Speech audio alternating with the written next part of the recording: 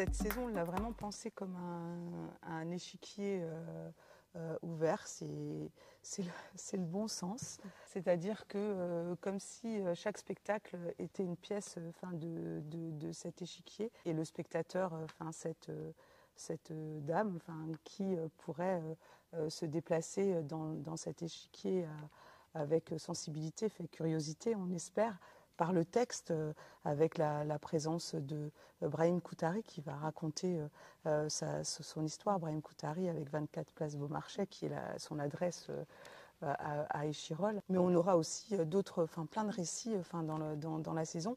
Celui d'Émile Zatopek avec Courir, un concert, du théâtre-concert, un magnifique spectacle. Les autres pourraient encore presque le suivre s'il avait une cadence régulière, mais ces assauts répétés, ces cassures incessantes, les affolent, les épuisent et démoralisent. C'est très dur pour eux, mais il n'en a que faire. Sylvain Lamotte, c'est notre artiste associé, notre compagnon de route pour déjà depuis 2 ans. Il avait fait le projet au collège Louis Lumière où il avait nourri son précédent spectacle Gagné par la nuit qu'on avait eu en novembre dernier. On va le retrouver 2 fois dans la saison avec 2 versions d'une même thématique d'un spectacle qui s'appelle Immobile et rebondit autour des affres de la création. Une version dansée, dessinée au mois d'octobre à la Ponatière avec l'illustratrice Betty Bone. Et il y aura d'ailleurs un chocolamento, c'est un viens danser avec Silver en famille.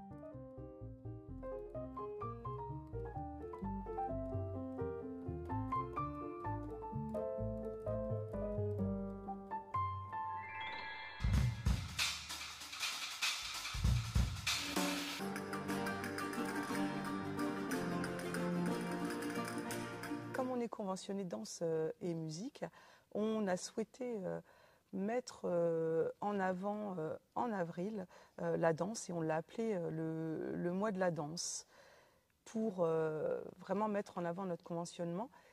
Et on aura du coup des ateliers, des rendez-vous avec des artistes complices comme Arcos, ou encore Denis Plassard ou Sylvain Lamotte qui est notre artiste associé. On a toujours travaillé dans ce sens-là à permettre la rencontre intergénérationnelle.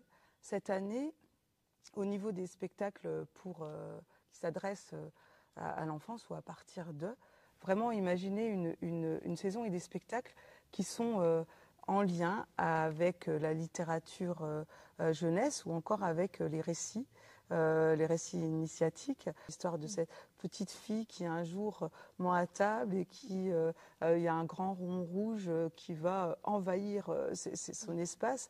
C'est un spectacle magnifique autour d'un livre jeunesse de Catherine Grive.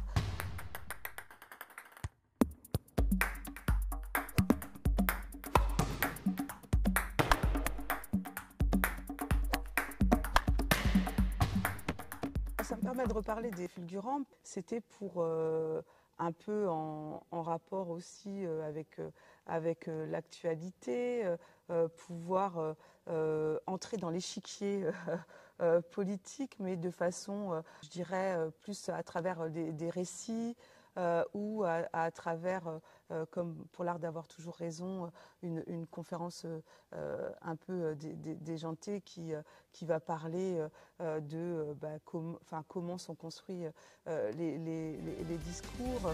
Devenir président de la République. Un rêve pour beaucoup d'entre nous, mais qui pourrait bien devenir réalité. C'est en tout cas ce que propose un regroupement de chercheurs qui affirme avoir trouvé une méthode pour remporter n'importe quelle élection.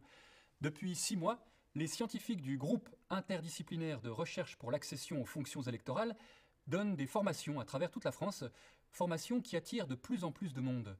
Un reportage à Villeurbanne de François Pipeau et Florence Mempavray.